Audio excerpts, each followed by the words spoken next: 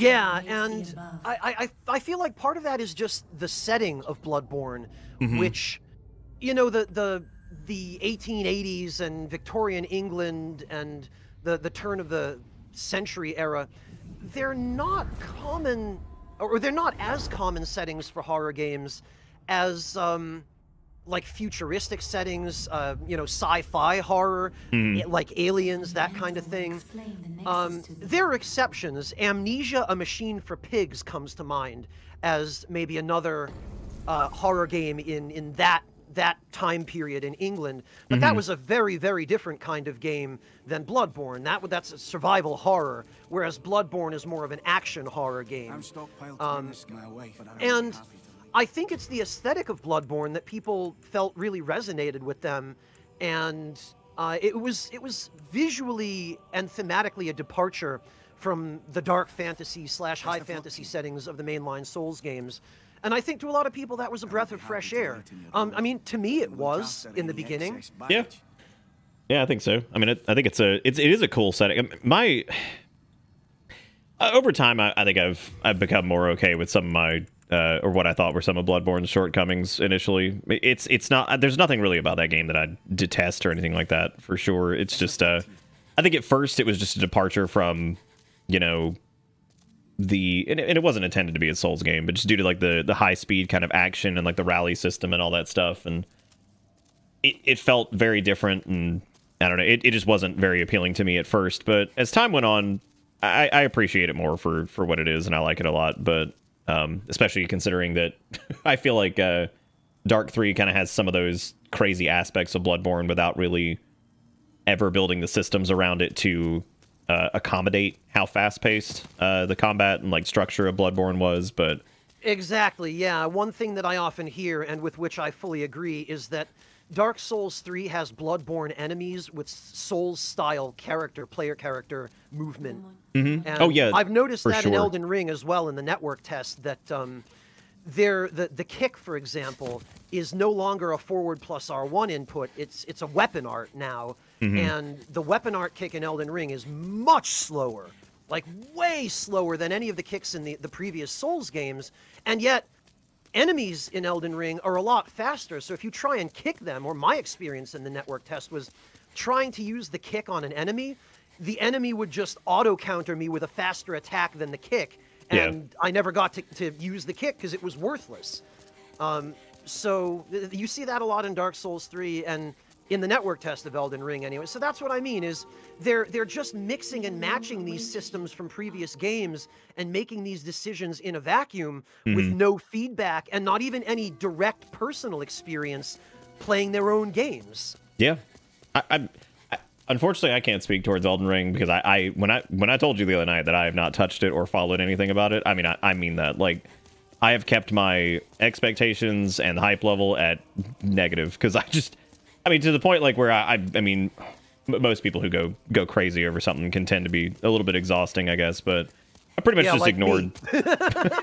Well, pretty much ignored a lot of everything about it, and the only thing I've really seen is people just going absolutely, absolutely nuts on social media about stuff, which is good. I'm glad people are excited. The only thing is, I normally am like, be excited, but definitely don't like hang the world on this thing, because we've seen what happens with some games that maybe don't deliver on the promises or whatever the community has set for it. Like, we know that Cyberpunk had a lot of issues when it came out, and people had built that to be the second coming when it comes to games, right? So they were super pumped, and I think that made it even worse. Like, whether it had issues or not, it was never going to live up to this unrealistic Didn't they hype. release a patch to Cyberpunk like today or yesterday that was supposed to address some of that? Yeah, they had been patching it, I think, but I think there was a big one. It was like what is it, the 1.5 or something like that, I think they put out, and apparently it fixes a ton of stuff. So I hadn't played it because I hadn't messed with it or whatever, but it'll probably end up being one of those games, as long as there's no maybe major foundational issues with it, which I don't know if there are or not. I'm not familiar with it, but 50 gigabyte patch, says Lexi. Interesting. That's huge. Okay, yeah. Yeah, and that's a lot of patch. That is a lot of patch. But yeah, I think that it might end up being, and like I was a big fan of Fallout 76 when it came out. even with its issues. And I don't play it anymore, but I played it for a little while afterwards. And that's another game that they spent a ton of time and effort working on to get it up to snuff and add a lot of cool stuff. And I think nowadays it's a really cool game that, you know, if you are into that kind of thing, it might be worth checking out or whatever. Hey, Monotone, thanks for the raid, Monotone. buddy. How you doing? Look who it is. But yeah, I'd like to give this fine gentleman a shout out. Forgive me, Nick. I apologize for cutting in, but I'm partly obligated to, and partly I need to, because Major Monotone over here, he has started streaming. It feels like relatively recently. He's a marine biologist, and so he does science streams, and he's a moderator of mine and a very dear friend. So shout outs to this man. Thank you for the raid. Oh yeah, no, I appreciate it, buddy. Yeah, no, Monotone. I've known Monotone a long time. Yeah, he's been hanging around here quite a lot, hasn't he? No, I know Monotone. Monotone, how long have we known each other? What was that? Like I think you were from the YouTube days a long time ago, so definitely know the name from a long time ago, for sure. That's where he and I met, yes. That's been a yeah, Escala, who do you think hangs out on the internet? Cool people? I don't know, man. Pretty much everybody's on the internet these days. It's not quite the not quite the niche thing, I guess, that it may have once been. Yeah, it maybe might be longer than Jigakuro, and Jigakuro has been around a long time. A long time. Jigakuro has been a fixture in my community for quite a while as well. Yeah, it's interesting how you, as a content creator, you get to know on a surprisingly personal level so many people who just in your chat all you see is a username, and then you get to talking, or you bring up a subject on stream that somebody is passionate about, and then you start learning about the person behind that username. It's a really neat dynamic. It's something I've always really enjoyed about this line of work. Yeah, no, I agree. I think that's something I've actually always tried to impart on people, is that, you know, it's easy to get frustrated or whatever on the internet and dealing with people, but even if it comes down to whatever it may be, it's always a good reminder to try to remember that there is a person on the other end. So, you know, just try to keep that in mind. And typically, I feel like that advice though doesn't really work too well, because I feel like if you were going to be a shitter anyway, that advice is probably not going to work on you regardless. But you know, it's worth mentioning. Thank you, Everywhere, for gifting out Monotone a sub for however many months now. I don't even know. So. But no, thank you, buddy. I appreciate it. Thank you again for the host, Mantis. Thanks for the follow. I appreciate it, buddy. Sentient tofu block. Well, that's good for you. That's a good thing to be. Wait, what? Where? Oh, is that a username in chat? No, Wiki said he was a sentient tofu block, so. Oh, okay. I was looking for a username in chat that was sentient tofu block. No, that's pretty some strong ones, but that's kind of niche. That's pretty good. I think we should probably that's going to be my alt account now on Twitch. I think I'm just going to change my channel name to that. Kiss goodbye the 8 years or whatever you've known Bitterbits, because it's changing to sentient tofu block. So deal with it. Everybody's gonna have to deal with it. You're gonna have to pay Wiggy royalties now for. Yeah, no, I'm gonna have to give him the 38 cents every month for the name. As a reminder, by the way, we have Fresno joining us in chat tonight. If you guys want to go follow him over on Twitch, that is their thing there. Been a long time since we've done that. He mostly does stuff on Twitch now, as most people do, except unless, well, I don't know. There's also been like this weird return to YouTube for a lot of people, and it's been relatively successful for him. But yeah, if you guys want to go follow him over there, if you do not know him, which I know most of you do from back in the day, and if you want to catch this VOD after it's been up, if you've missed some, you can find it on the Poop Tube, which is right there. You can go subscribe to that. We also do Twitch highlights and stuff there, and some produced content every now and again. Did like a stupid review of a bunch of old Star Trek games and an indie game recently. So there you go. Ta-da. I'm gonna go check that out right after the stream. I've got a lot of catching up to do. You don't. It's okay. You're like, whatever. I can't just sit here and let you do all the PR yourself. Well, you just gave Monotone the shout out. You actually got out ahead of me on that one. I was about to be like, here's old Monotone. Let me talk. You're like, hold the fuck up. I'm gonna say these words. Yeah. Hang sorry on a second. for cutting in. No, it's fine. It was just funny. It's like, all right, hit it. I love it. This is one thing that happens when you get two individual broadcasters together on the same channel, is because we all have our own habits, right, that we develop as you know, Twitch streamers or YouTubers, and we all have our own ways of handling chat, and sometimes that just comes out instinctively when I'm on someone else's channel as a guest. No, that's fine. That happens to everybody. It's kind of the nature of just hanging out and doing and all that stuff, and everybody's different. It's you know, I've missed doing collaborative stuff, even if it's kind of, you know, relaxing tonight. We're just hanging out and chatting about stuff, nothing crazy, but it's just something I miss doing, and so I'm glad we're getting some time to hang out and do, because it's always fun. Likewise. Oh, I see what's going on here. Karaga is from Monotone's chat. He's gifting tons of subs to people who came in with the raid. Thank you, Karaga. Which is very cute. Hey, Rick, thank you for the $10, buddy. Ask about the true nature of the slug ball in the Valley of Ask about the true nature of it. You want me to know? You want what type of true nature are we talking about here? We talking about realistic giant slug ball, or specifically the one in specifically the one in Valley of Defilement? And thank you, Karaga, for gifting out a sub to Mantis. That was very sweet of you. Oh man. I don't know. Hey, I mean, what about the true nature? Fresno, you want to weigh in on that? Probably going to be something you don't want to know, Nick. It's one of those plague of gripes animal reproduction facts. Oh, god damn it! I like how we've been poisoned by Eli's strange animal nonsense, even when he's not here. Well, no, see, what happened is you got raided by a biologist, and a marine biologist at that, because the oceans are where all the most terrifying stuff lives. Yeah, but Monotone has the real deal. This isn't Eli's strange possible sexual fantasies about whatever. You think Eli is just making up the things that he tells you? I know he's not making them up. I know this. That's the terrifying part. I mean, Eli might not be a biologist, but he lives on a farm. It's basically the same level of animal knowledge. It's identical. I've heard, actually, that living on a farm, they actually give you a 4-year degree after you've been there for a little bit. You can... there are probably degree programs with... Like, I've heard of degree programs where you can apply for a degree for life experience retroactively. I don't know about life experience. I do know that there are degrees you can get in terms of farming and agriculture, though, but, you know... you know. Yeah. Not quite maybe exactly what we're thinking here, but maybe not. Eli's a very knowledgeable guy. He actually does know. He knows a lot of stuff. Some things disturbing, but for the most part, Eli's just also a very sweet person. He, despite what he'll maybe try to convince you of or anything like that. Well, that's most of my friends, right? Is they're all really nice people, but they're all way too humble, or they all just don't see themselves that way. Does anybody really see themselves the way they really are? Not anyone that I enjoy hanging out with. No, I mean... Now we get to turn this into we're like having a casual conversation about nonsense, and now it's going to be like, tell me how you truly view your real self. like, okay, all right, this is a heavy one. Who's the man in the mirror that you see? And why does he look like he hasn't slept in 3 days? What wait. Ebawara, isn't that your forte? So there was this hilarious, another friend of mine, his name's AP Drop. He, absolutely wonderful person.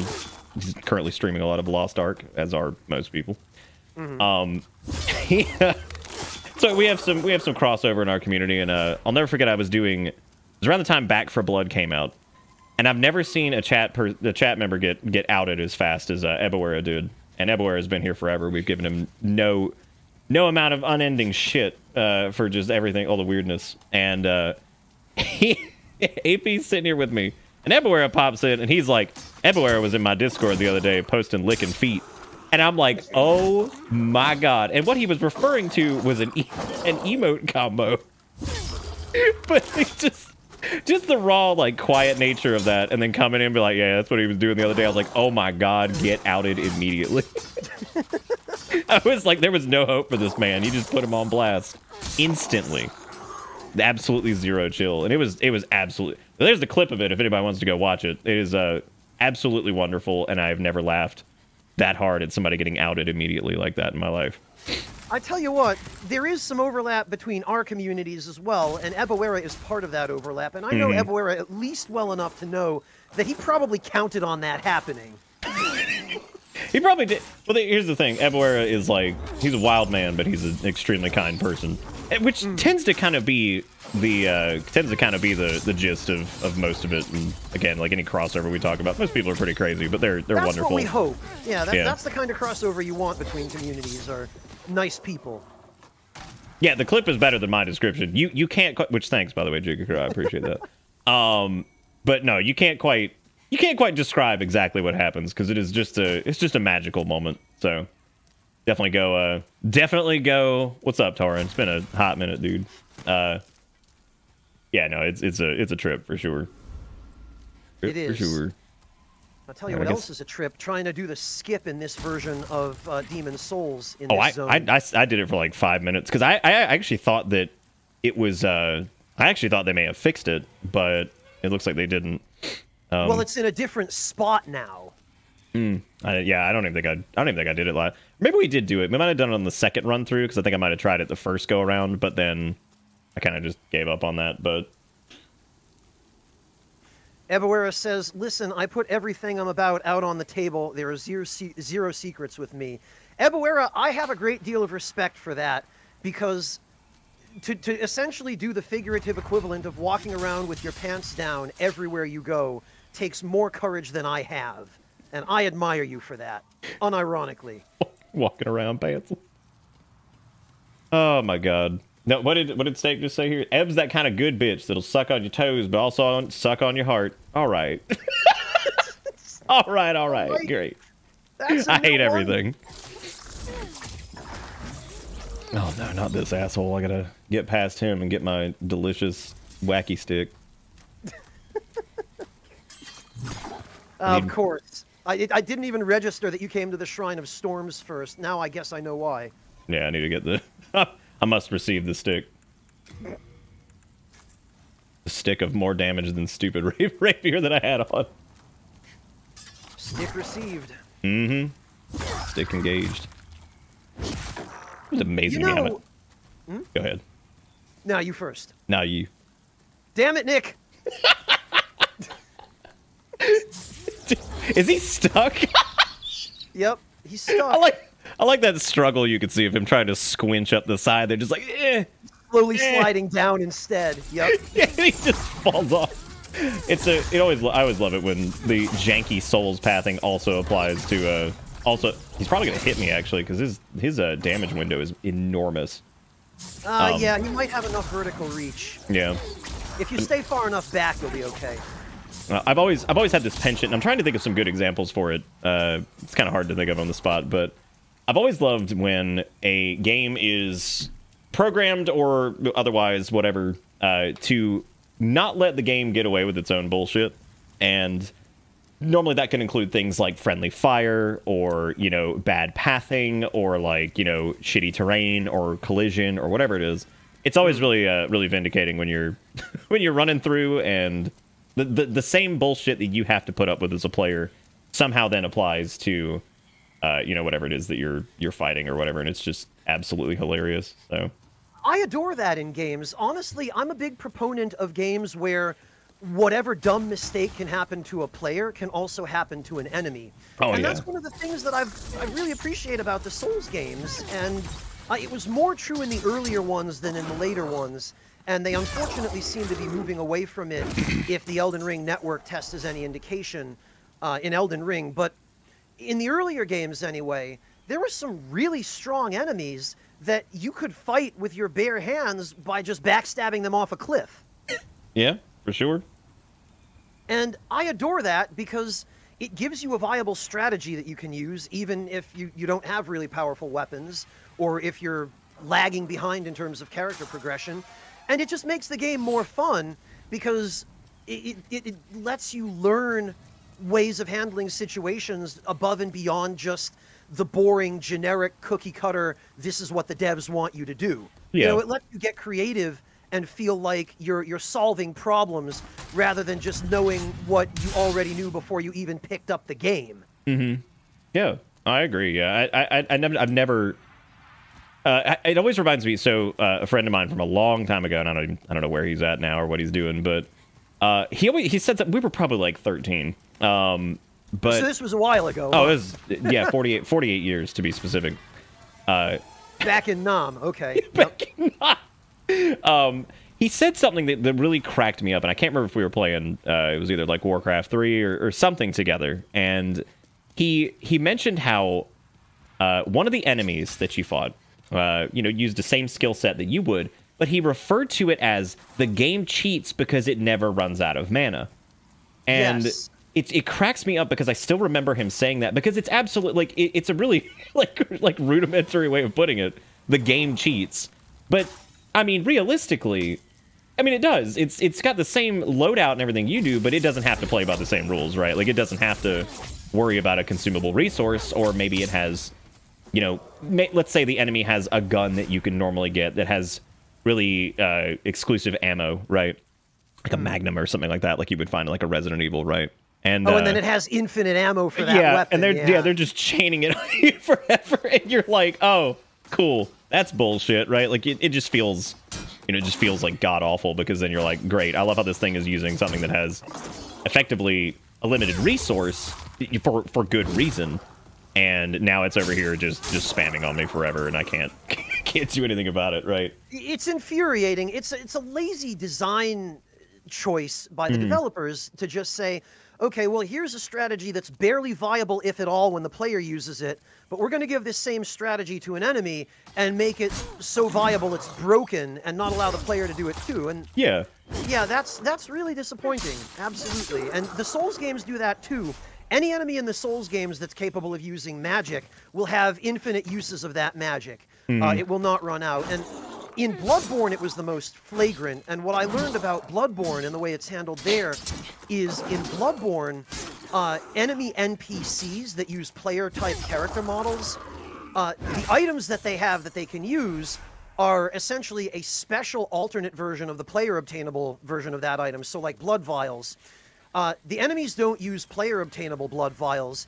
They use a special alternate consumable item that has the same effect as a blood vial that they have equipped on their hotbar, but it has no icon or anything like that, because it's just a it's an item that players are not meant to obtain, but it's just an infinite use blood vial, basically. Right. And they can use it an infinite number of times. God, that I think that's definitely exactly in line with exactly what I'm complaining about, so that's pretty perfect. I didn't know that.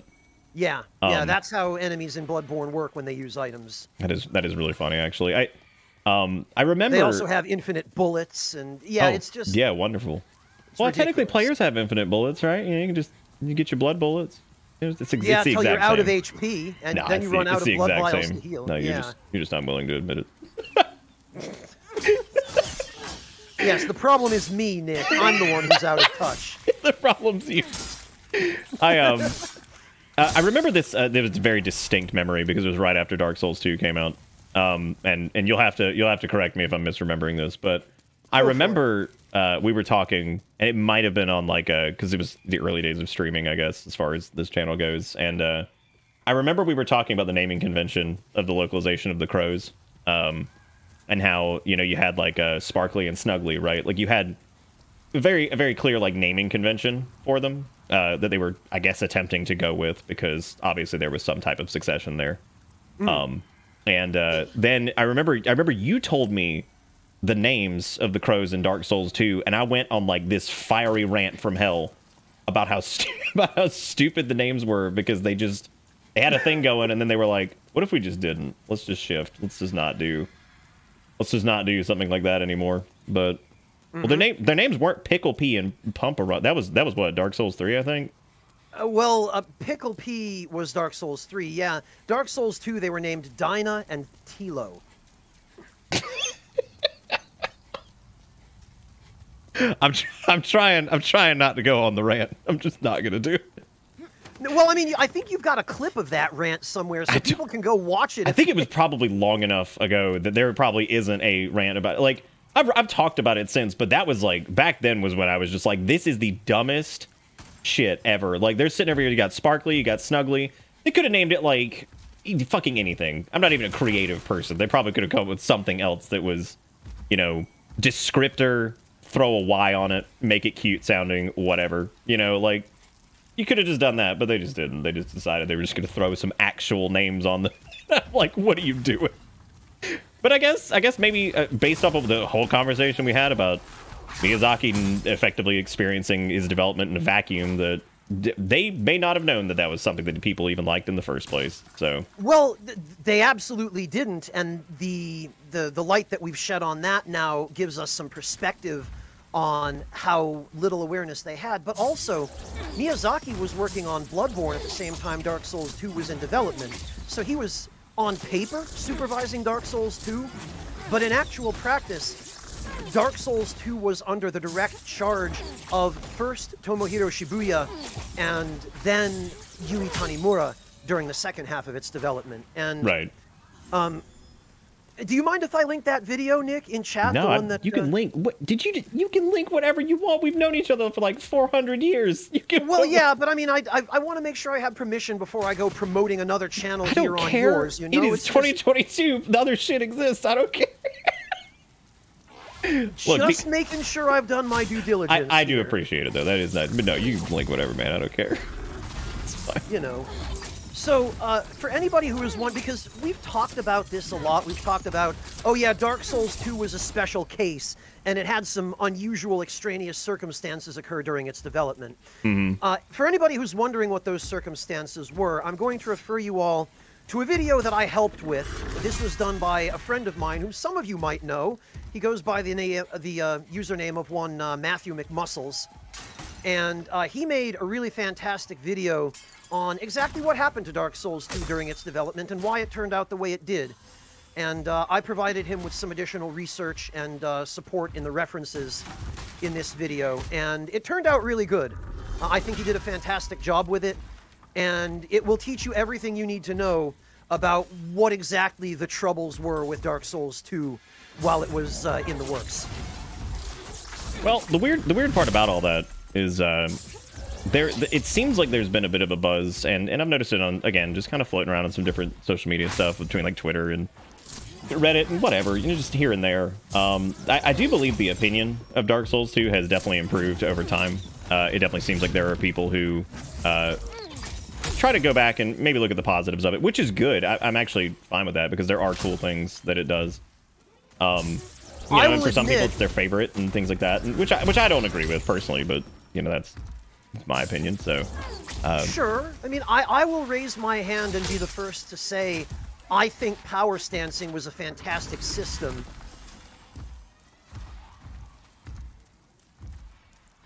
Oh, that was like the end of the statement. Okay. I yeah, thought that was the end of the statement. I thought there was like something else going on. I was like, okay, all right. That was it. I think power stancing was a great addition, and it's a shame that it didn't play a more prominent role in some of the later games. Oh, I done broken. I think you've found quite the. Uh-oh. Oh man, he's gyrating. Well, Nick, in the 6,000 hours that I've spent playing Demon Souls, I have never, ever once seen this happen. I don't think I have either. Oh I am witnessing a first right now, and I thought I was done with firsts for this game. I have to put on the thief ring because I'm getting slammed over here by the thin elephants, as we refer to them. Thin elephants. Yeah, they sound like a very thin elephant that's been flattened out like paper. Oh, okay. Yeah, no, they're very thin. Wait, oh, he's bleeding. Okay, I was so confused. I forgot that there was bleed, and I was like, why is he just dying now? I mean, you'd be dying too if you were stuck the way he is right now. He's okay though. I think he's fine. I think he's gonna come out. Yeah, because he looks totally fine. He looks Nothing good. At all He's just a little vibrating. Nothing at all is wrong with this picture. Nothing is out of place here. Do you think? Oh, I actually want to talk about this. So the like Vanguard as a concept, I always like visually, like the visual concept of him. I actually really like what he looks like in the original. Like it's a very, very cool design for him. He's very just because everything in Demons I feel has this, or I feel like was intended to have this very like otherworldly quality to it, right? Yes. It's not quite That's true. Lovecraftian or anything like that. It's a very ghostly kind of weird game. Like it's just strange. Like there's just strange things happening. Everything feels very like I feel like, and this goes past just like the PS3's like capabilities, but I feel like things had a very empty kind of quality, because the entire concept of it is that this colorless fog rolled in and just screwed everything up, right? Yep. And I'm sure massive amounts of people were disappearing or dead or whatever. So everything felt very empty and strange and, again, kind of ghostly. Same thing for like... The fog explicitly is described as having an almost caustic effect, where it erodes the fabric of reality and wears away at what it touches. Yeah. So there's like a precedent for it, right? Where it's this just horrible thing that's rolled in, it's screwed everything up. And Vanguard and some of the enemies, they have this, again, very much like Adjudicator, they have a very just off quality to them, right? And again, I attribute it to actually some of the art direction and less so the PS3's like lack of capabilities, which I do know that played a role in it, but you get what I'm saying. Yes, and you're correct about that. The art direction was the primary influence. So Vanguard, when I first saw him, I was so off-put by its design because it looks like a Doom enemy, like in the remake, not in the PS3 version. Like the PS3 version, he looks like some weird kind of whatever. Like he's just a strange looking creature, but he really does feel like a Doom enemy in this one, and I feel like that was some of the elements of Demon's Souls, like this remake, that I wasn't a tremendous fan of, because I feel like some of it, for the sake of it being, you know, big remaster type situation, they kind of over designed some stuff. Like I think Boletaria has a bit too much clutter in it, and it's a bit crazy. Almost ends up looking a bit more like Gothic type architecture. Lots of like overgrowth and stuff like that. I don't know. Like I feel like there's aspects of it that they did just kind of over design things for the sake of it, which may or may not be Blue Point's fault. Like that may be some of the direction they received because they wanted it to be very grand, very over the top. Because let's face it, for a lot of people, this was like half the reason some folks were getting a PS5 in the first place, was to play the Demon's Souls remake, because a lot of people didn't play the original or. There's not an awful lot else to play on the PS5, let's be honest. Well, especially at first, there really wasn't much of anything. And, I mean, there was a couple things. But, like, I do think that a lot of people were seeking out Demons because it was something that they hadn't gotten to experience before, because it was locked on PS3. And I understand people not wanting to play PS3 copies of games because they're not the best in some cases. But, I just feel like they over-designed stuff in some spots where, like, especially Vanguard, where I liked his like flappy, weird, fat, gray, just strange appearance. I just feel like that fit this almost alien creature, right? As opposed to kind of what we ended up with here, where he's like a big, over-designed Doom enemy, effectively, you know. But well, this goes back to Blue Point seemingly thinking that their first priority should be a cinematic experience over all else, and in their redesigns, they demonstrated a clear lack of understanding of the nuances of the original artistic design. Not only a lack of understanding, but a lack of awareness of those nuances. Yeah. Making Flame Lurker the generic demon that he was originally before people complained and they redesigned him. Making Vanguard a much more Doom-like enemy than what he was in the original. And there are a couple of comments in chat that I'd like to cherry pick because people have made relevant comments as well. Kildred says, the demons in Demon's Souls feel like they're trying to mimic things and don't get it quite right. To which Jammy Dork responds, well, aren't they shaped like objects of faith? Like the Adjudicator is something people in this area worship. And yes, you two are absolutely right about that. And those are things that Blue Point seems to have been completely unaware of when they were making some of the new designs for this game. Demon's Souls is, as far as storytelling goes, compared to every other game in the series, Demon's Souls does by far the most storytelling through its environment and the most nonverbal storytelling.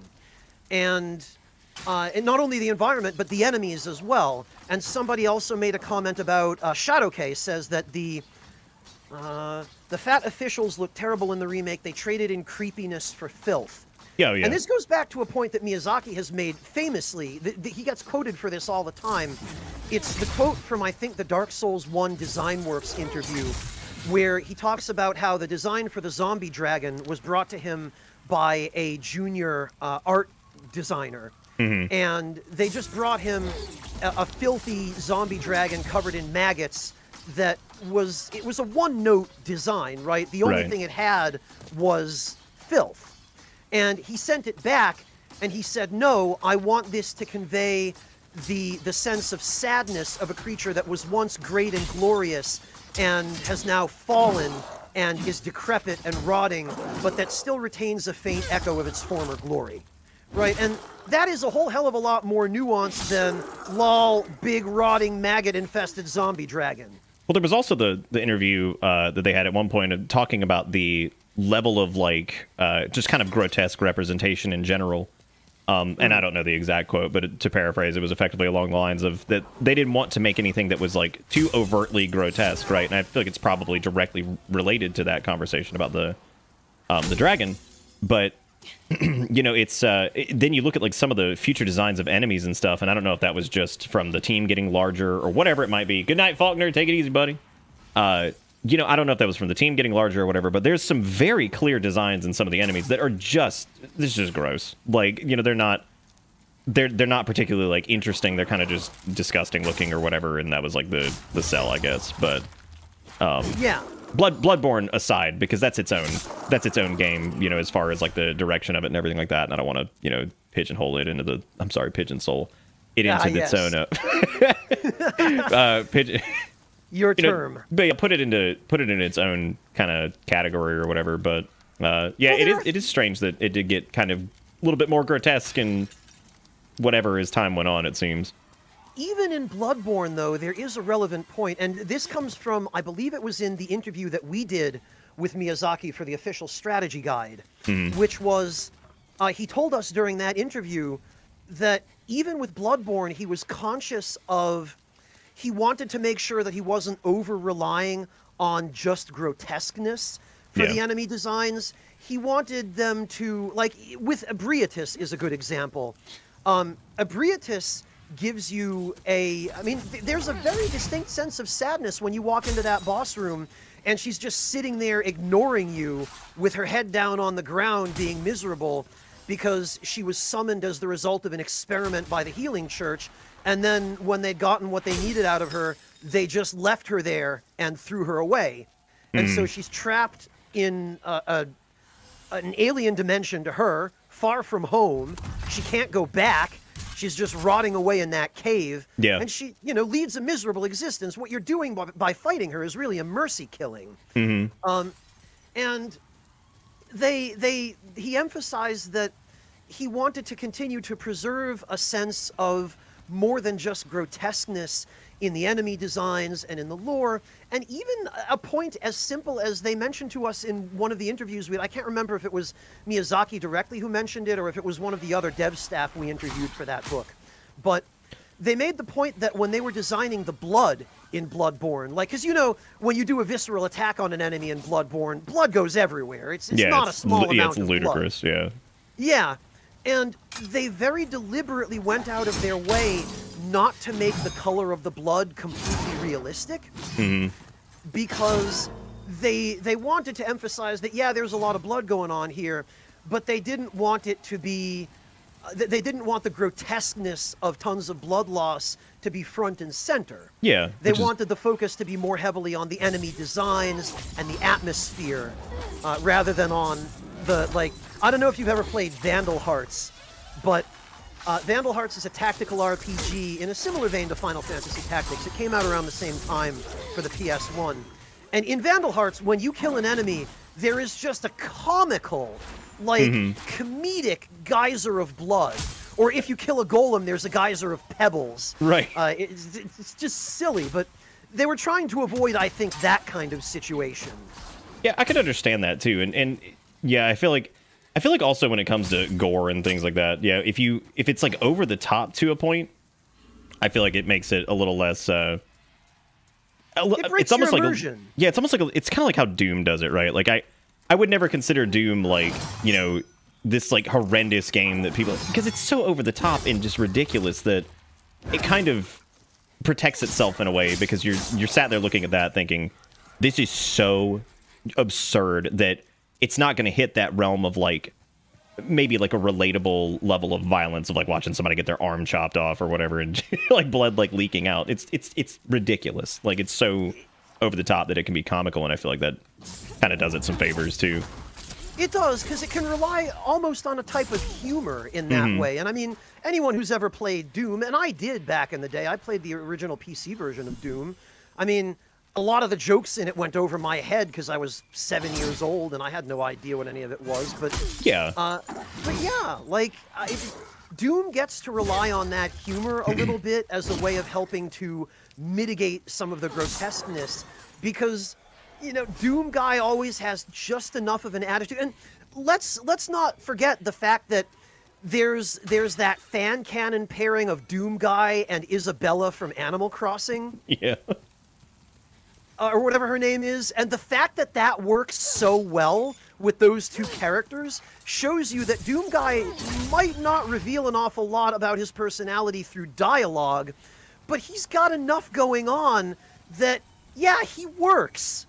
He works. They also did a lot more. Well, up to a point. I haven't finished the Eternal. I kind of bounced off Doom Eternal a little bit more than 2016 because I enjoyed 2016 a lot, but Eternal just didn't quite sit as well with me. It's not bad or anything. I like it a lot. It's just wasn't quite as into it. But I know they've tried to do more character development, but I think they did just enough character development in 2016 to make it like interesting, but not sit there and, you know, turn him into this like grand character on his own, because I feel like he is one of those characters that people are probably just going to project themselves onto and just go be stupid and kill demons and have a good time, you know, whatever. It's not something that I need like major plot from or whatever. So no, and that's what he was always intended to be. He was meant to be a blank slate, but there are just like there are a few Easter eggs in some of the Doom games. Like I think it might even be in Doom Eternal, where you can log on to Doom Guy's computer in his room, and then just on his desktop there's a little icon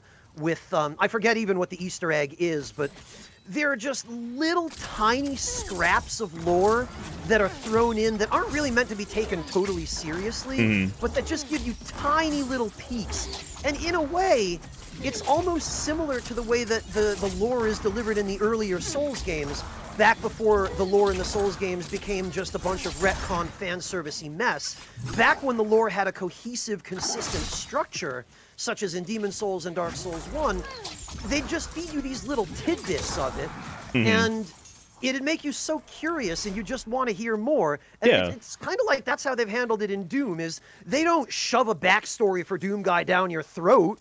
I mean, they make you work for it, and they don't give you much even then, but it's just enough to go, okay, yeah, I kind of like this guy. Yeah. Who is otherwise a blank slate. They actually, they actively kind of like spurn large amounts of exposition in the very early parts of 2016, where, you know, you're getting kind of like a dialogue from the big bad in the beginning, and I don't know if you haven't played it or whatever, like you definitely should play 2016. It's a lot of fun.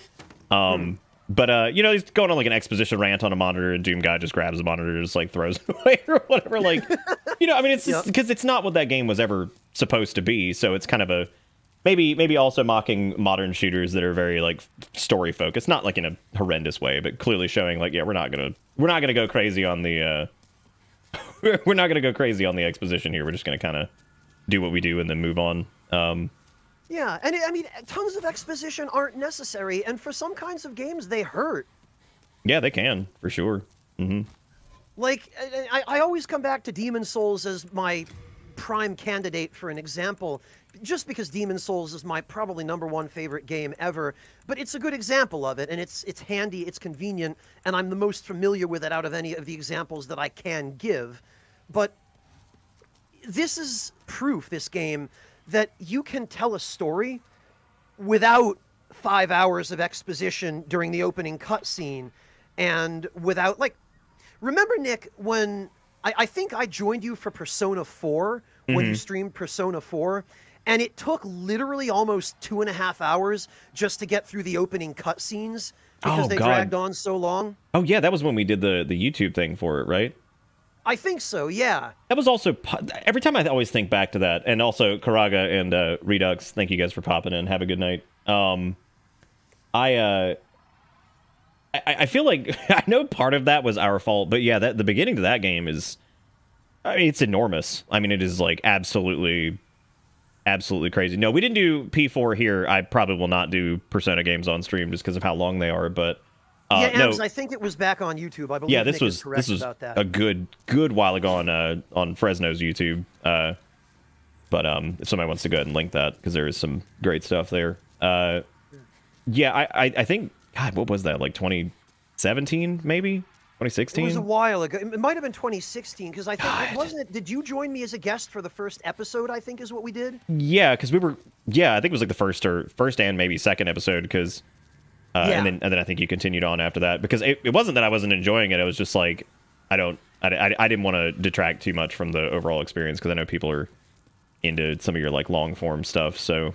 Well, you didn't detract from it, and that's the thing is, even if I had been alone for that, and that's kind of my point here is, even if I had been playing through that at a steady pace, it still would have taken a really long time to get through those opening cutscenes, just because they move so slowly. Yeah. And one of the, I mean, don't get me wrong, there are a lot of things that I like about the Persona games. Overall, they are very good games, but each one of them, although less and less so as you get closer and closer to P5 Royal, which I feel like is their definitive Persona experience. There were so few issues I had with P5 Royal, and it's very rare for me to have that few issues with a game.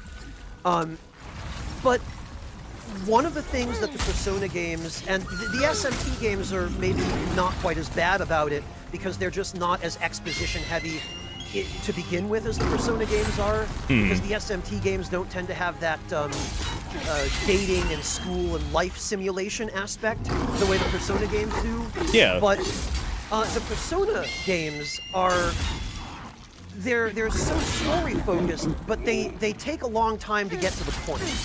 And then, once they've gotten to the point, they take even longer before they actually are willing to give you the wheel and let you do anything. Like, oh, yeah. P4, you remember how that game, it took us till the second episode till we actually got to do anything other than walk through the cutscenes on rails, right? Oh, yeah, it took forever. And it wasn't that any of the actual, like, content was necessarily, like, boring or anything. It just, yeah, it's a very wild, like, enormous intro section. I mean, it's crazy, right? The issue is the pacing, yeah. I'm a little spotty. I'm doing Adjudicator, so sorry. I'm not like 100% in. Oh, I'm not worried about him. If we die, I don't give a shit. But I'm just saying, like, if I'm a little bit late on the responses, I'm not ignoring what you're saying. No, that's fine. I will say, actually, Adjudicator is one of the bosses that they managed not to mess up in the remake.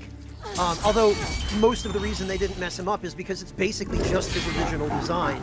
Yeah, no, he actually looks pretty good, but this is actually a good example to bring up what we were talking about earlier. That the music for this is so much worse, I think, in every way, just because it is a much more focused orchestral take on it, which is just not... That's not what the original theme felt like. The original theme was very... The best way I could describe it was flappy. It's just got a very, like, just flimsy, awkward, strange quality to it. Like, the tuba and everything, it's just weird. And I feel like... The original theme, the way I can describe it, is it almost had the musical equivalent of a broken leg. Yeah, it is. It's very just... Almost like it doesn't stand right on its own, but that's kind of why it's great, because it's this nasty, like, amorphous blob of a creature in here that's just gross, and it's got the weird bird on his head, and obviously was revered as, like, some kind of deity, and, like, it's just strange, right? So it's odd that, I guess, I don't know, it's just weird. It's weird that they would change something like that. It feels very, very odd. It is, and that, again, just goes back to my point about how they made these changes with a very arbitrary goal of making the game more cinematic and more movie-like, without even thinking or even being aware of, seemingly, what consequence that was going to have on the original influences, the original art, and the original music that served a purpose. And it was clearly a purpose Blue Point had no recognition of. Because the fact that they were willing to change it so freely without consideration for what would be lost in the process, you know? Yeah, I do wonder if part of that is...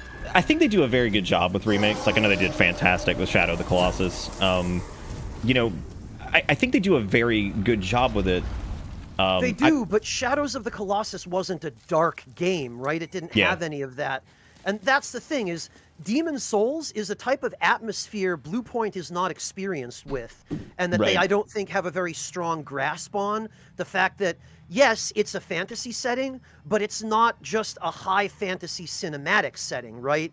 It's very much the opposite of that. It's a faded, dark, grim fantasy setting where everything is shit and life sucks, right? You know. Did you? So Yami was asking. I did play the Shadow of the Colossus remake. Have you got a chance to play it?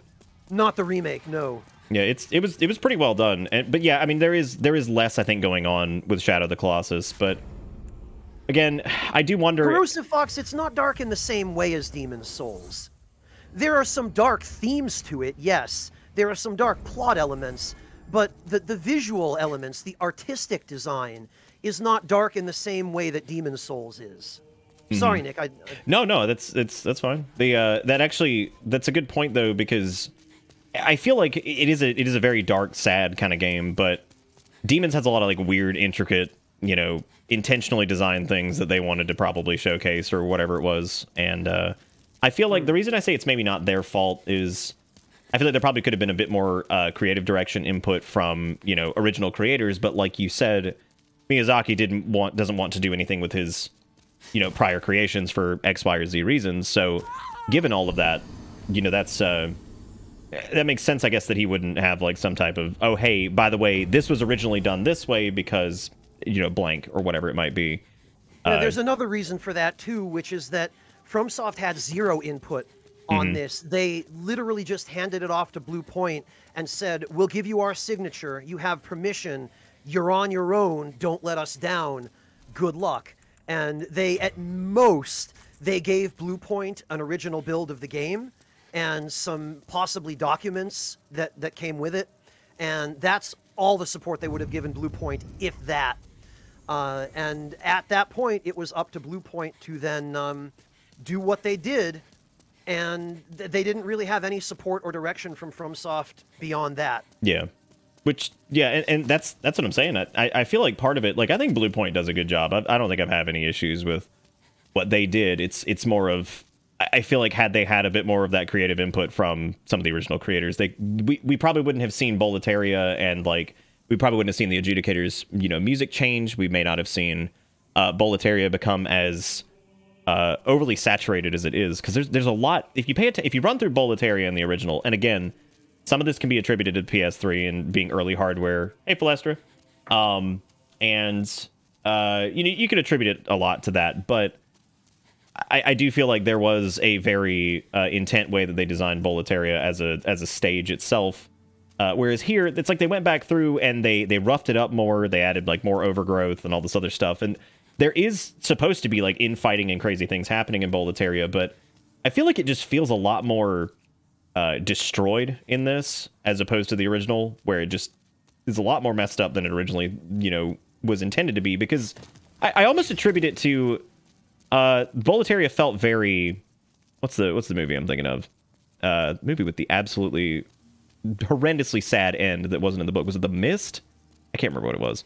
It might have been The Mist, but anyway, you know, be any number of movies. I don't know. I think The Mist in particular had a horrendously sad end in the film version. And that kind of feeling of just complete abandonment of like the area. All that's really left is like really scary, kind of weird things going on. And I always kind of got that vibe from, yeah, it's Shrek. I always got that vibe from that vibe from Boletaria in the original, whereas this one doesn't feel quite the same way. It feels, like I said, it feels a lot more like I'm romping around through like a kind of overgrown gothic castle type deal, right? Whereas I just didn't get that feeling in the first. Well, one of the things that frequently happens over the course of a game's development, especially when you have too many cooks in the kitchen, or alternatively sometimes when you don't have enough, or when you have a kitchen full of line cooks with nobody supervising them, is you get everybody trying to shoehorn their own ideas into the dish, and by the time all is said and done, you end up with something unrecognizable that's just this discordant fusion of 12 different cuisines with no rhyme or reason to it. Right, yeah. And what ends up happening, and I think what happened here, is somebody said, well, hey, wouldn't it be cool if we added some vines growing on the buildings in Boletaria? And nobody objected. Right. And then somebody said, hey, wouldn't it be cool if we made these buildings look a little bit more messed up? And nobody objected. And by the time all was said and done and everyone had thrown their 2 cents in, it ended up looking substantially different from what the art director and the art design team had intended in the original. Yeah. Which is unfortunate, but and again, I want to make it really clear because I don't want this to come across that I'm like, oh, this is the shittiest remake ever. But a lot of the quality of life and some of the visuals and stuff, they're really good, and even some of the music's really good too. It's just there are very particular things, and I suppose this is always going to happen, even if it's the best remake ever. You know, where if you're particularly fond of the original, the follow-up or whatever is going to feel a little different, and it's going to probably cause you to kind of have a maybe not like a majorly negative reaction, but you know, you're going to have opinions on it because it's going to feel just different than what you're used to. So that's just kind of how it is. So they did make Bladestone actually exist, which that was its own stupid thing that should have probably never been in the original game. Because, like, very clearly, if you've ever had to farm out pure Bladestone, it is absolutely miserable. Hey, Exiled. Speaking of pure Bladestone, Nick, I mean, not directly, but if you don't mind, could I trouble you to head back to the Adjudicator boss room for a moment? That's actually where we're going anyway. Oh, good. Excellent. Yeah. Because while we're on the subject of things that the game does well, I mean, the original did this well. And this is more something I look at it as good. Blue Point didn't change this. Mm-hmm. But there's something that I'd like to point out about the boss room that I think is still applicable here. If you can head on up to the top of the boss room, if you don't mind, the entrance. This is something I've pointed out before, and if any of you are familiar with one Woolly Wolves or Reggie, when they played through this game, I pointed it out then as well, so this might not be news to some of you who were there for that. But stand over at the door, if you don't mind, and just look around the top floor of the boss room, right? Oh, Lord. Hang on. What do you see? We gotta deal with. Oh no, he's walking back. Oh right, yeah. Sorry, I didn't. That's all right. I might actually get him. You'd have to deal with. Let me get him to fall off really quick or something here. He's gonna climb back up if he does. Yeah, well, we got time. Okay. Actually, I could probably just take him out with the. I forgot we just leveled up magic a little bit, so even the regular pew-pews are dealing a little bit more damage. Yeah. You can probably deal a decent amount of damage to him with backstabs now that you have the Crescent Falchion as well, because that will. Oh yeah, we did pretty good damage before. It does a good bit more now. Don't fall off like that, you fool. Oh my god, he's all the way... Come on. All right, we'll go back up in a second. Let me do this. Before he... All the trouble I put you through. I'm so sorry. Unbelievable. I'm never really going to forgive you, to be honest. All to illustrate a point. Mm-hmm. I tell you what, this is another thing that's interesting to see, because in later games, enemies were not allowed to enter boss rooms. Mm-hmm. Yeah, there was a specific like AI thing that would prevent him from walking. There was one specific enemy I always remember trying to walk in the boss room, and it starts doing the back pedal, and it just cracks me up, and I can't remember which one it is. I have a sneaking suspicion I already know. It's going to be one of the giant sentinels in Anor Londo in Dark Souls 1 trying to get into the Ornstein and Smo boss room. We talking about the hole in the roof here? No, we're talking about the other one, the hole in the floor. Have a look. Right. Hey, it's Dropout Dragon. Hello, Dropout Dragon. Welcome. Hey, Dragon. What's up, man? So, I wanted to point this out because this is one of the things that drew me to this game, to the original Demon's Souls, and that it took me a while to notice it and to appreciate it, but there is a huge amount of environmental storytelling going on here, and you could look at this and be forgiven for thinking, well, it's just a room with a hole in the floor, right? But what boss did we just fight? The Adjudicator. Okay. And what was he? What did he look like? Big fat blob man with a bird on his head. Okay. So, he didn't always live in this room, right? He came into existence in this room at some point after the fog rolled in. Right. And we walk in and we see this conspicuously Adjudicator-sized hole in the floor of the upper level. And then head down to the bottom. You can just jump down. You won't die if you fall down from here. So just jump down. And what do we see on the floor down at the bottom of the boss room? A lot of blood. A lot of blood. And what did you notice about the Adjudicator's weapons? It's covered in blood. Oh, it's broken, I guess. One of his 2 cleavers was broken off and impaled in his own gut. Mm-hmm. So what they give us here is a little story told by the environment that the Adjudicator... Yeah, you know me, Dropout. I love those Socratic questions. We're told a little story that the Adjudicator came into existence up on the top floor, and his fat ass fell through 3 levels, landed on his own cleaver, and ended up down here, and that's why he has that weak point. So you think it's implied that he started at the very... Like, he just, like, popped in, got summoned at the very top, and then just crashed through the floor? Yeah, because there wouldn't be 2 holes in the floors above this if that weren't the case. I wonder why the hole is so wide then, because I guess, like, if he was standing up, I mean, it would have been a little bit smaller, I suppose, but yeah, I could see that, because he obviously wasn't at the top where, like, the rafters are, like, you can see the, like, the beams and stuff. Yeah, because there would be a hole in the like, ceiling if he'd fallen all the way through. Actually, that might be where the little tiny hole in the ceiling comes from. Maybe that was where the maybe that was where the bird cage popped on through or something. I don't know. Yeah, they give you just these really interesting, subtle environmental stories that they tell you, and they give you enough background on the Adjudicator. They tell you just enough about what the Adjudicator is, that you can kind of infer the rest.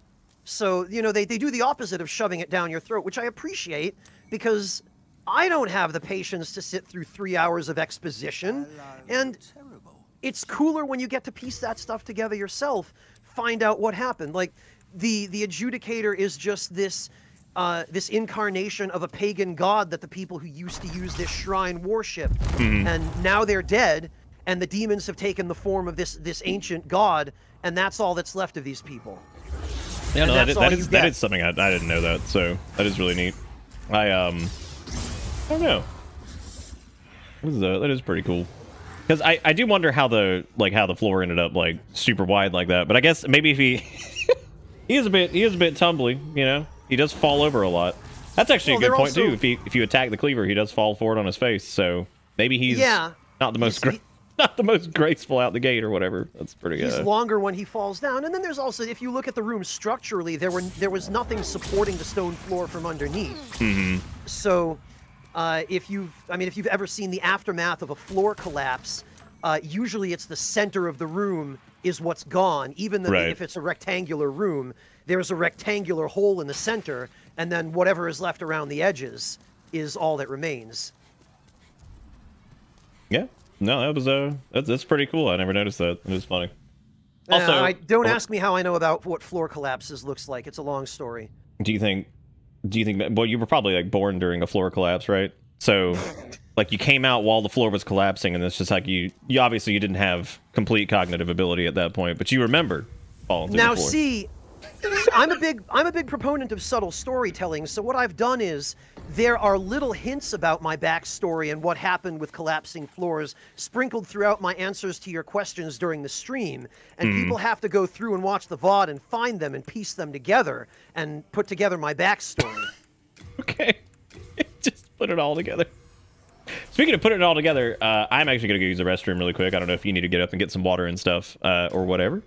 I'm good, but I'll chill here with chat while you do that. I'll try and keep you sure you don't want to go get like some water or something? You can. I'm sure. I'm good to go. All right, cool. Well, I'll be back here in a second. You guys, Fresno's gonna entertain you, so I'll be right back. Do my best. As long as Nick remembers not to mute me before he goes.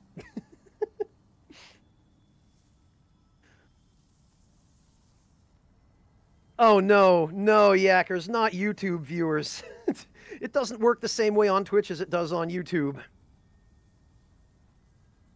Oh, thanks, Shrimp. I planned it that way all in advance. I was workshopping this for the past 3 days. Yeah, right. I don't have that kind of time.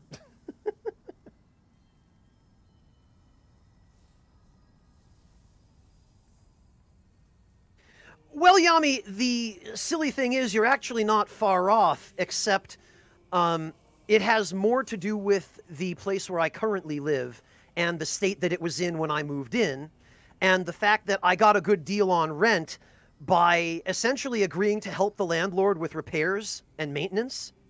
Hello, Flare Lord, welcome.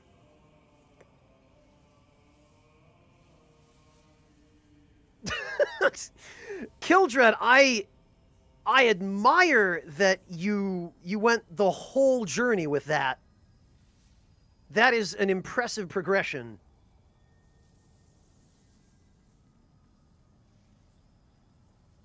Well, Yackers, I figured since we were playing a Souls game, that stuff was likely to come up at some point. I also, Yackers, have a bunch of recipes pulled up just in case food had come up, although none of those particular recipes were brought up, but I was ready for that too, just in case.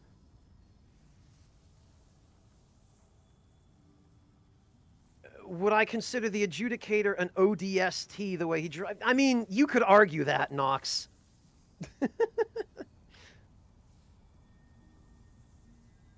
Didn't just take tools over it? No, Yami. I mean, the place was a work in progress when I moved in, and the apartment I moved into was in good enough shape that I said, okay, yeah, I don't mind doing a little bit of help with plastering or, you know, that sort of thing, or painting, especially not for the deal that I got on rent.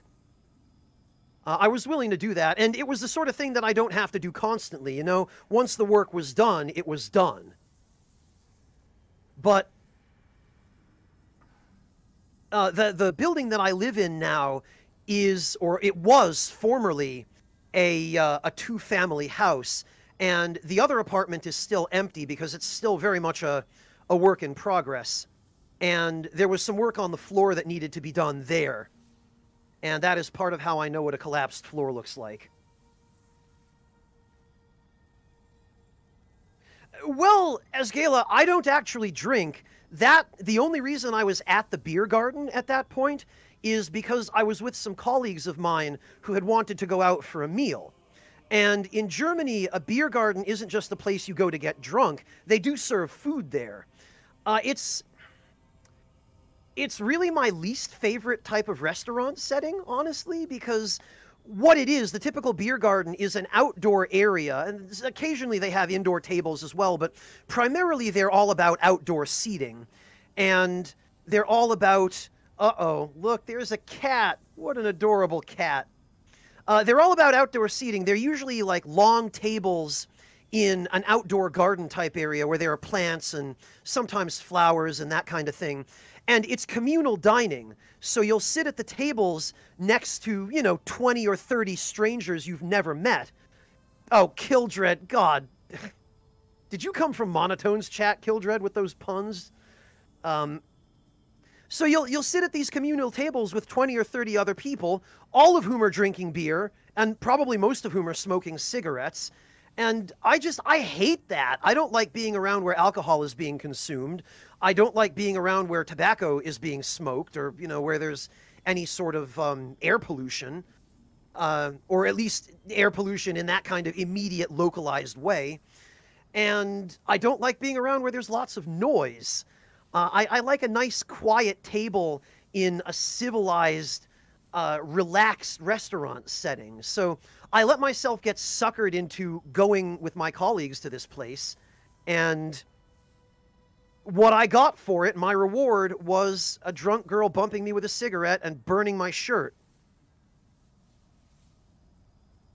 Well, yeah, Corrosive Fox, it is just Europe. That's everywhere.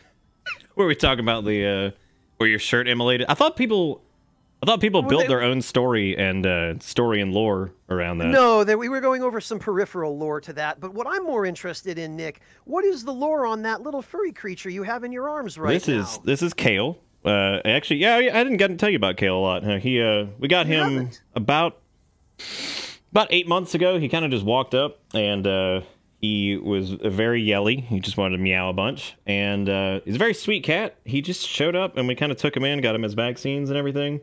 Oh, so you adopted him literally off the street? Yep.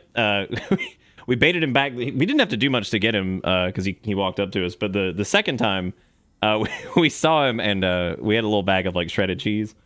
And so we gave him some shredded cheese. So we call him our trash cat because he was outside. He used to go, you know, rifling through whatever. But he's really sweet. He's very wild sometimes, but he's a very, very sweet cat. He likes to be held and everything. So he's only about a year old. Well, they thought he was about a year old, I think, when we got him. So he's maybe about a year and some change now. So he looks very affectionate. Most cats I've ever met wouldn't tolerate being held like that for this length of time. yeah, no, he's pretty patient, shockingly enough. He's there's this blanket that I don't know if you accepted yours, but they sent it to like everybody. I guess they sent it to like every Twitch partner or whatever. it was this box of it's frankly ridiculous. It was like a bottle and like a blanket and a bunch of other stuff that just says Twitch partner on it over and over and over. And I was like, this is the most egregious thing I've ever seen in my life. Well, see, I haven't received one of those, but I got partnered at a time when they might not have been offering no, that. this was like a couple months ago, so you probably got the email. You might have missed it, because I think they. Yeah, I did, but that was a specific thing, yes, and I didn't get the email until they were already out of everything. Yeah, because they were like, oh, that sucks. Well, I mean, you didn't miss anything, trust me, but. I only say that because there's this blanket that was in there, and it cracks me up because he I don't know what it was, but he saw the blanket and was like, yo, that's mine. And he walks over and like it is his thing. And so like anytime the blanket's so if you see like a little blanket on the floor behind me, he just loves that blanket and he'll go over and like knead on it and then lay on it and stuff. So I don't know why he loves that blanket a ton. And it has a very similar feel to it, I guess, to the blanket that he slept on when we first got him. So I kind of wonder if maybe he just feels like it's maybe similar on his paws to that or something. But I've got some coffee. I went to the restroom, got some water and stuff. I have to get up every few hours. And for those of you who don't know, I just had surgery recently on, I had to get an inguinal hernia repaired. And that was a bigger pain in the ass than they ever, than they claimed it would be. So it always is. Definitely taken a long time to kind of get through all that. But so we're still dealing with that, but it is much better than it was. Most days it is everything I've got to sit down at the computer, stream for a few hours, and I'm like, I have got to get the fuck away from this computer because I can't sit for that long. But to you. I really hope you start feeling a little bit better soon. You'll make a full recovery in due time. Oh yeah, it's already much better than it was, and it was just that the incision ended up being a lot bigger than they thought it was going to be. It was like 4.5 inches as opposed to like 2.5, and they were like, oh yeah, it'll take a couple days and you'll be back up. I'm like. Like 4 weeks later, I'm like, man, still kind of aching down there. I'm like, I feel like they lied to me, but well, at the very least, you're back on Twitch because being able to make ends meet is great. And I also appreciate that you came to share Kale with everybody because I have not met Kale yet, and he is a very adorable little furball. And I like him already. He's a good little cat. But yeah, they thank you by the way, Breakfast for the 23 months. Says, hey y'all, Breakfast here, and I know Breakfast is a very frequent viewer of yours. He's a good dude. He is, and another one of my moderators actually. I didn't know that. That's pretty cool. And then Rake with the 47 months says, today I will refuse to slander demon souls. We will make peace today. Prage for you. Thank you, Rake. I appreciate it. I'm not sure what Prage is, but I'm into it. I'm all down. I don't know what we're doing now. I was trying to think. I was thinking about doing a little bit of farming in the Shrine of Storms. I popped some souls because I was either going to get a couple more levels or go talk to basic spell man and get a couple things because I know Flame Toss would be handy. Enchant Weapon's not going to do us a lot of good. Cloak is all right. I don't know. Flame Toss is a good bet if you've got that and Soul Arrow. Then you're pretty much covered in terms of your damage types. Yeah, and then you get some of the beefier ones as time goes on. I know Cloak is pretty good for... If you're me, you gain access to hyper mode. You know, there's... That's true. Yeah, I think last time we did... Because I meant to actually go check the VOD of the last time we did this, and I can't remember what we ended up doing. I think we ended up using Spiral Rapier and something else at the end of it all, and... Might have done, yeah. I seem to remember that's where the terp up for what meme came from. Using turpentine on the meat cleaver, as I recall. Oh my god, dude, I had forgotten about that. Who in chat actually remembers terp up for what? Like, that was no shit. Like 2015. Like that was me, but that doesn't count. It was 7 years ago. It's like okay, Dogma, what are you doing? You're not allowed to do that. Truly, broke the cup, Dogma. Look what you did. Dungeon. Salvation. It made it back. Thank you, Dogma, for the $50. I appreciate it. That was very sweet of you. I thought the cup was gone. I thought it was just going to end its existence and never come back. But I really appreciate it, buddy. Thank you. Thank you so much. You the bomb. Like I was just sitting over here on the side. But I appreciate it, man. God, you remember that, Rake? Holy shit, you've been around longer than I thought you were. Random question, but what's your shirt size? It was medium for a while, and then I got chunkier, so I'm closer to a large now. Probably somewhere in between, but large is definitely a bit more comfortable, I would say. So, I mean, I'm kind of surprised to hear that, Nick, because I can't imagine you were doing a whole ton of physical labor in IT. Well, I used to. Funny enough, back then I was. That was probably the most active I ever was in my life, which is really weird because you would normally say, normally most people, if they're working that kind of job, they're not going to be at their peak, I guess, physical fitness. But I did work out a lot more when I was in IT, surprisingly enough. So because I hated going into the office, and it being stuck in there all day.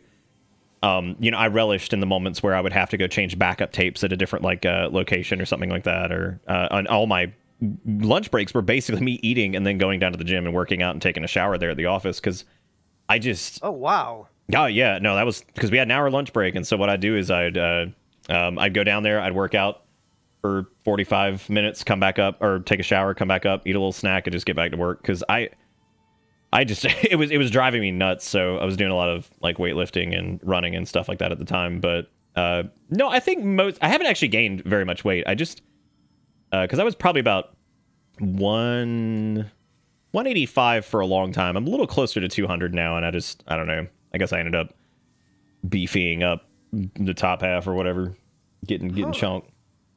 Well, if you were working out back then, I suppose that makes sense. It didn't occur to me.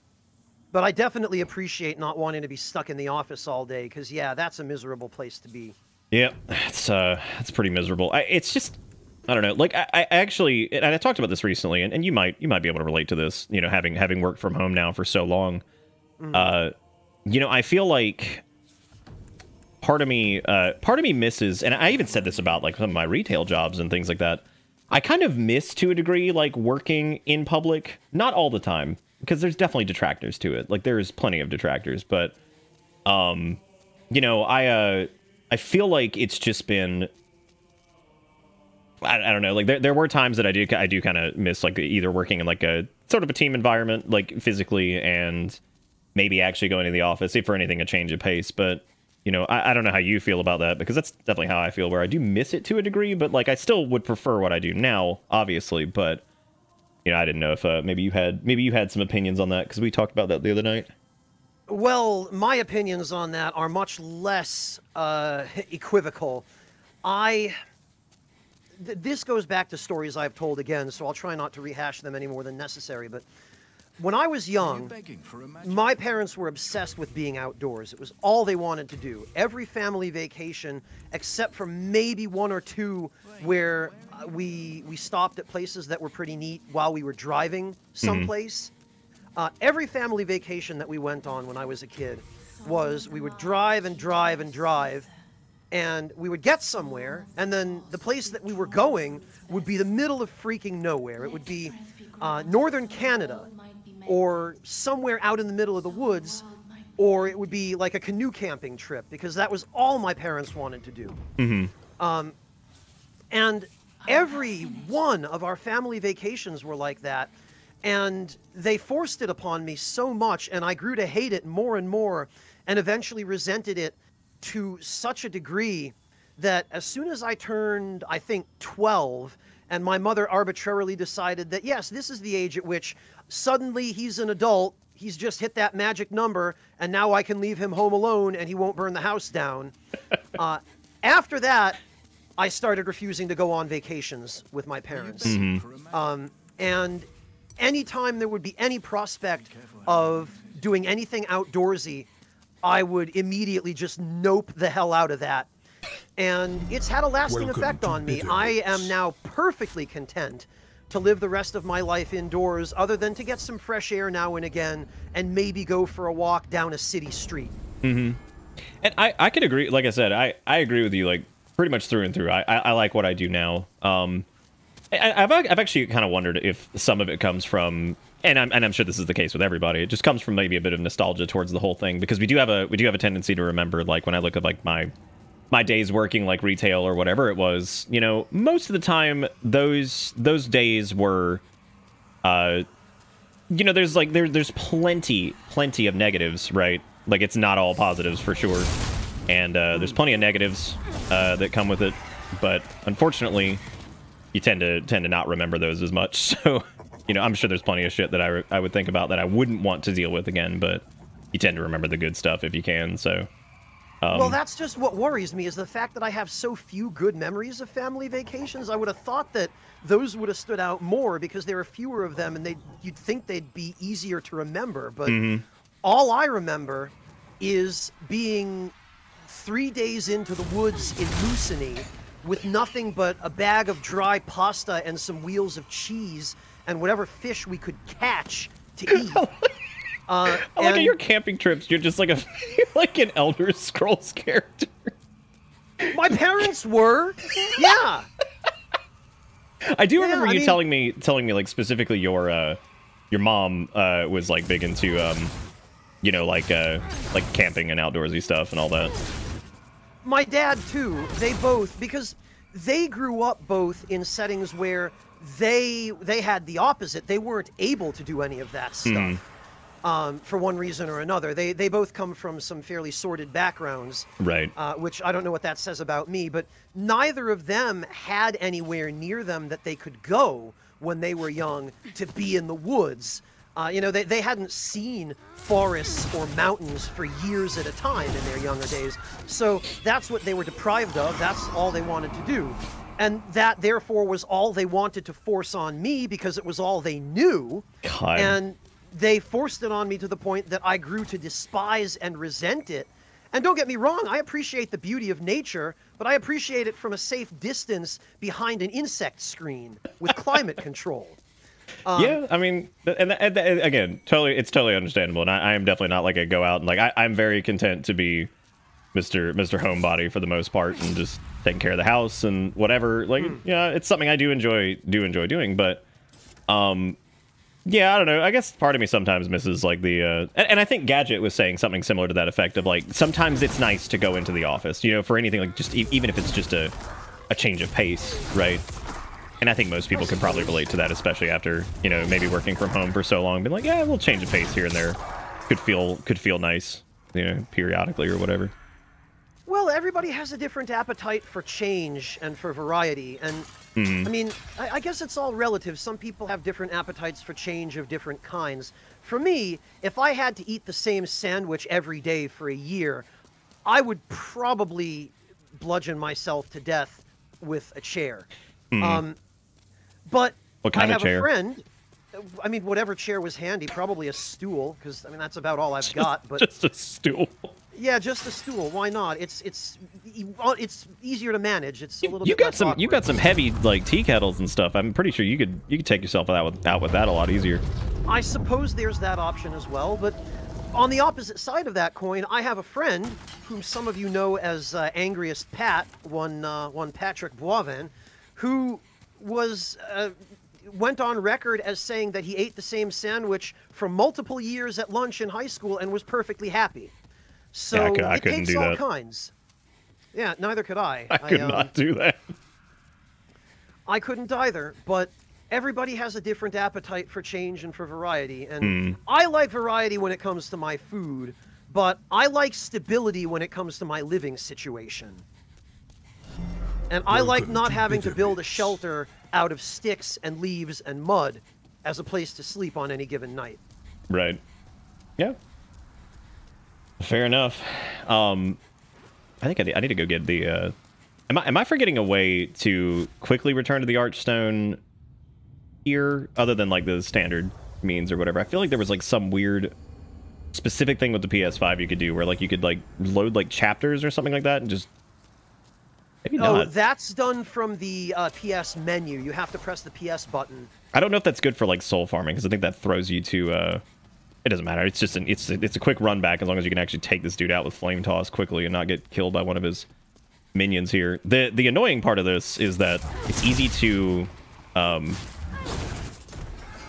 Well, normally you'd be using a shard of Archstone to warp back to the Nexus. Yeah, like just like a standard item. I couldn't remember if there was like another like cheese way to do that or whatever. Yeah, they did add a. It's not quite a chapter select. It's based on areas. And it is accessible through the PS menu. I've never used it personally, so I don't know the exact details, but I know it exists.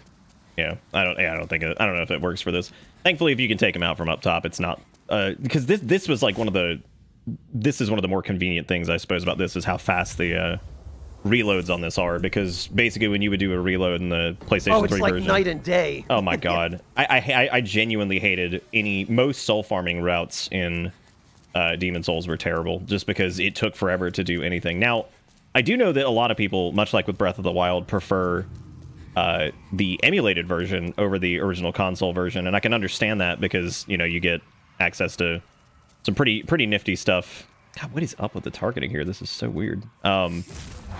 Yeah, you get access to some interesting things like higher frame rates or faster load times, or, you know, whatever it may be, which can be pretty beneficial. I'm glad I'm just gonna get whomped here. Just get whomped. The place to stand to do this is directly behind him at the. Yeah, I tried that before. I also had an issue hitting him there too, which was a little strange because I'm used to being able to target him there, so I'm kind of surprised that it wasn't able to connect. Yeah, they did mess around with the maximum lock-on angles in the remake. Mm.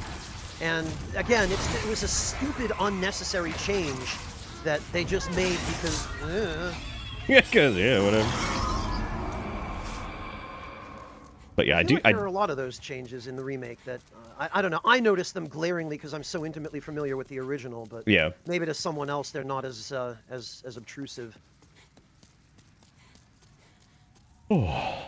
Yeah, I guess we'll do this a little bit. Get some souls, because I would like to get magic up to 40, and actually I think 50 is the soft cap in this for magic, isn't it? I'm trying to think, because now I've gotten used to so many of the later games, it's hard to keep straight. I can't. I asked the same question I think we went through the first time. I was like, I can't remember if 40 or 50 is the cap for this, or soft cap, because there's no hard cap technically, I guess. Magic in Demon Souls has no cap whatsoever. If you're talking about the boost that it will give you to spell damage, it will give you an additional 100 points to magic adjust all the way up to 99. Oh, okay. Yeah, see, I thought it capped out at 50 or whatever.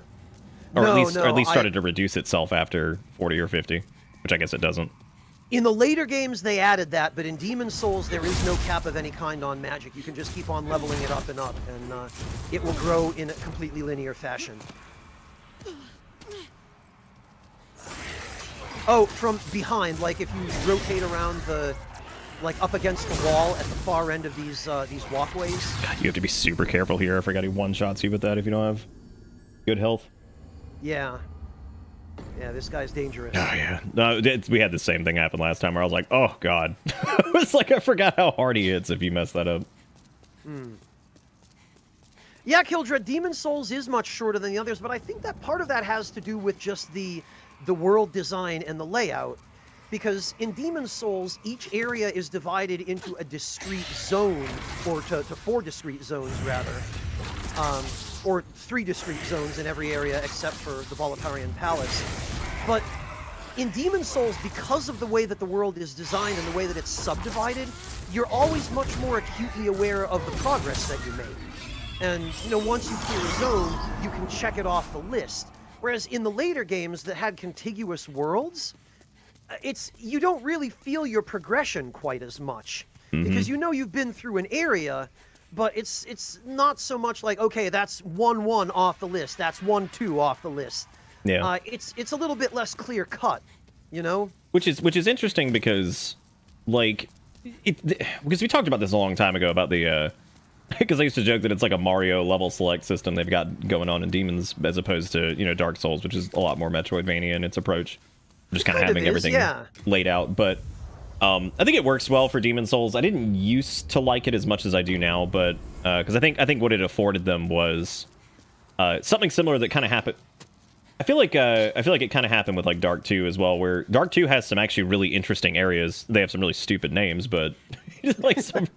But no, they have some interesting areas in it, and you know, like we've talked about before, they don't connect very well for a lot of reasons, mainly for you know, because the way that game's development worked or whatever. So you end up with the elevator situation, which was hilarious. But there are some neat areas, and I used to wonder if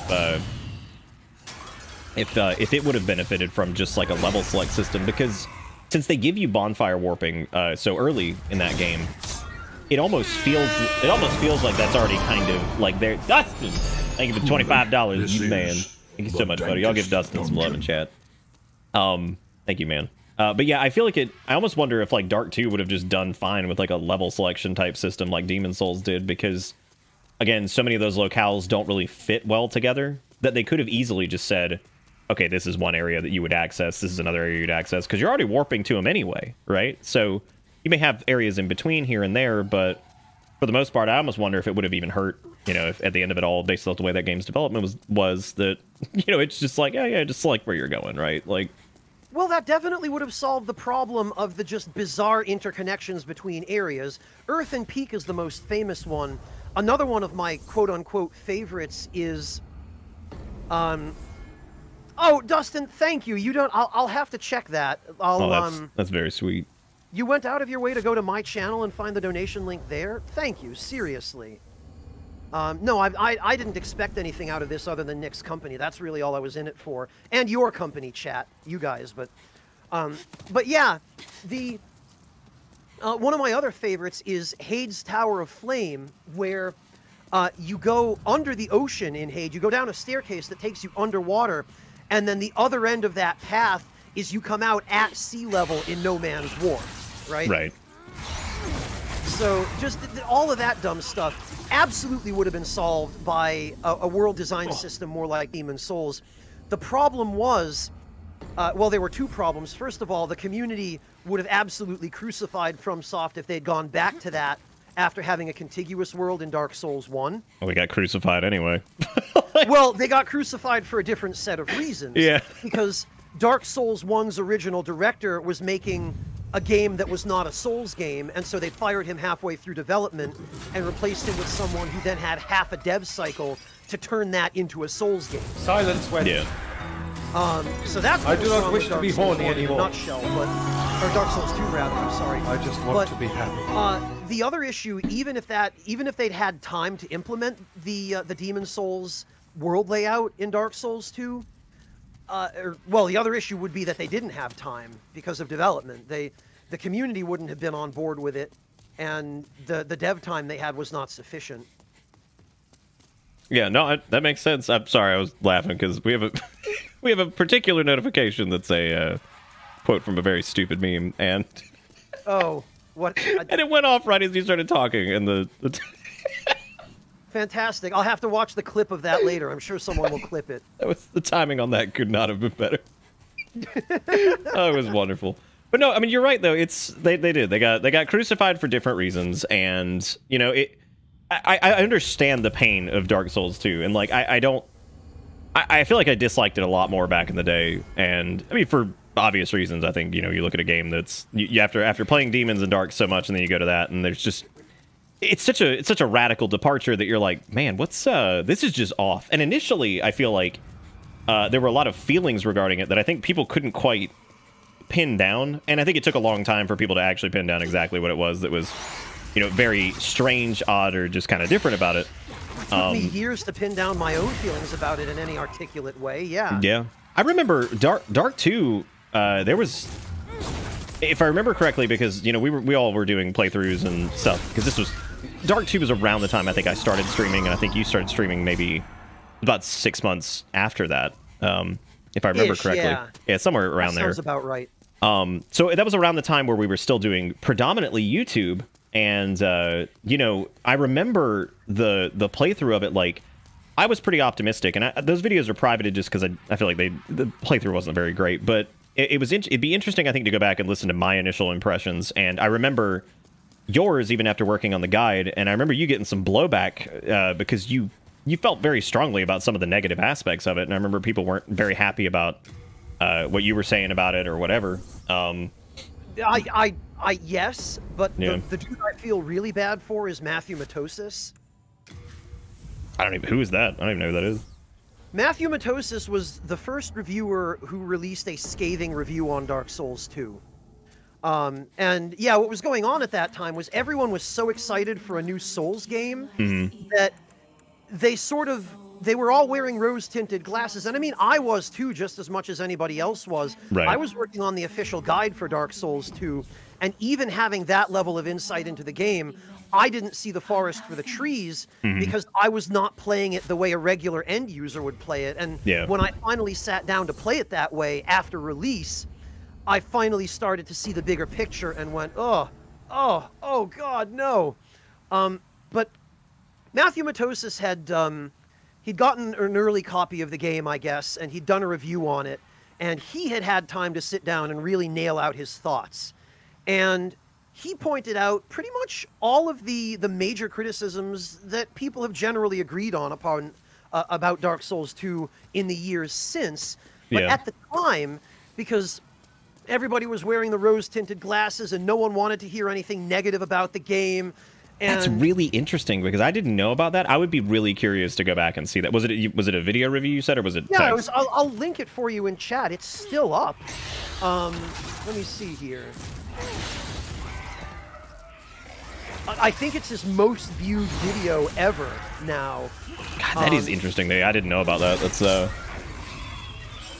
Yep, here it is.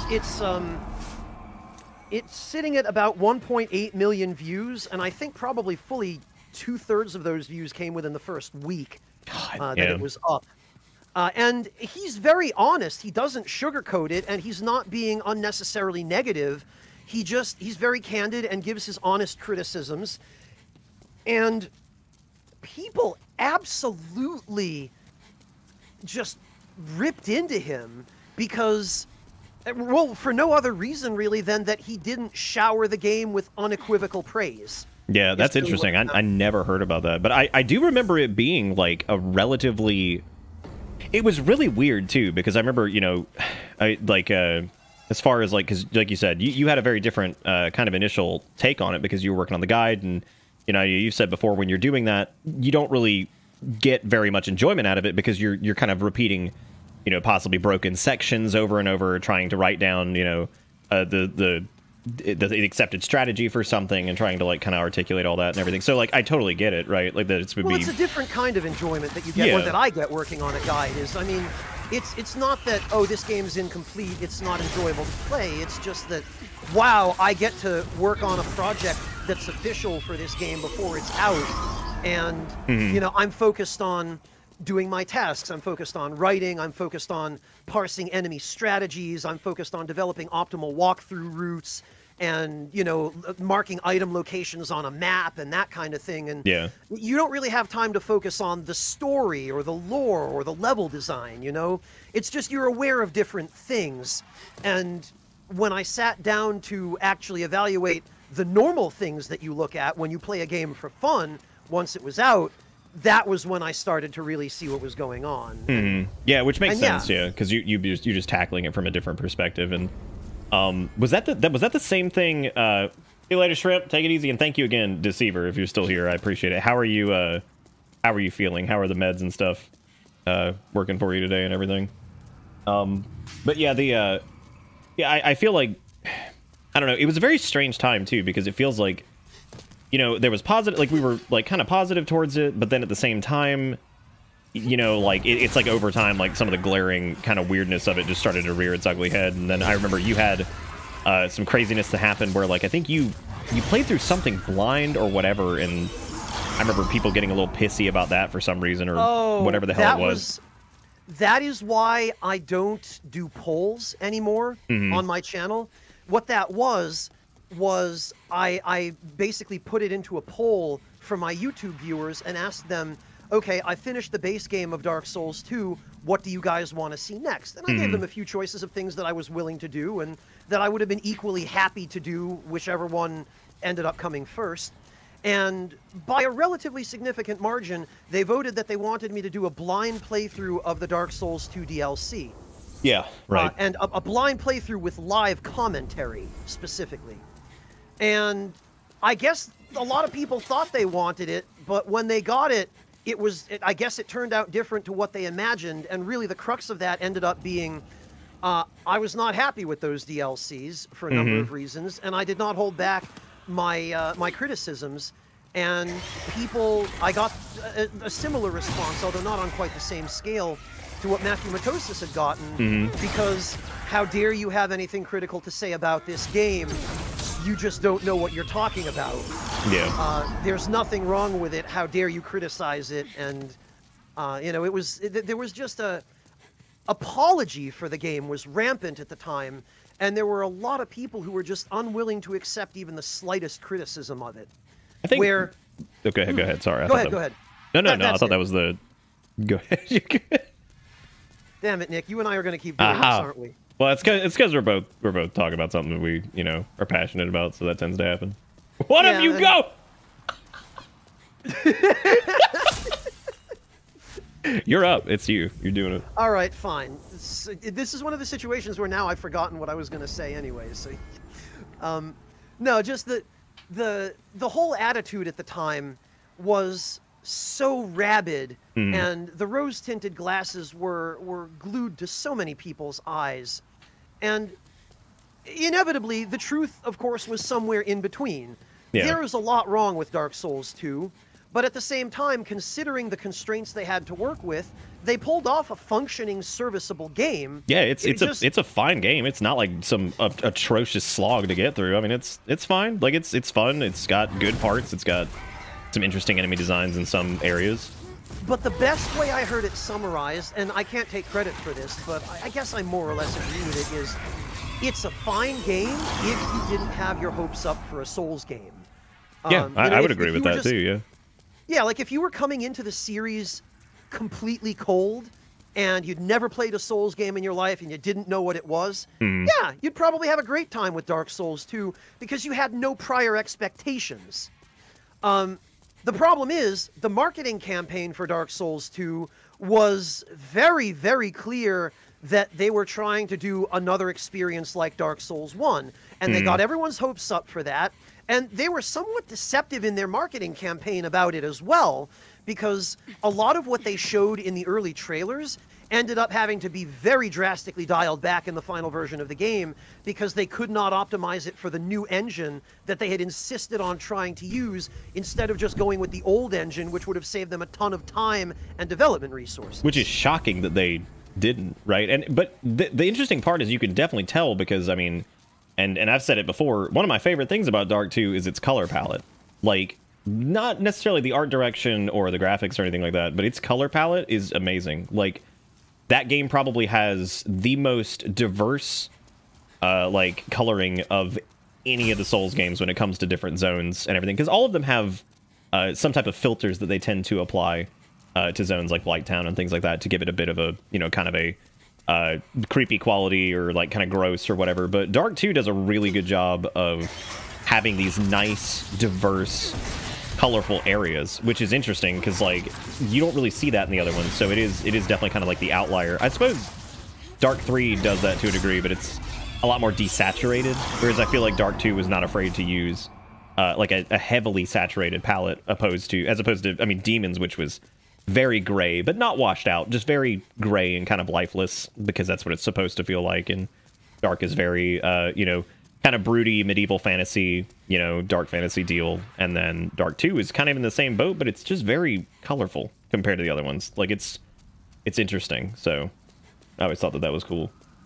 Yeah, I think so too, and I think they've tried to evolve their use of color over the course of the games, but I feel like the only place where you really start to see a sequence of iteration in the games rather than just random iterations in each one where they're doing things willy-nilly and making decisions in a vacuum rather than basing things on improving previous iterations is in the art design.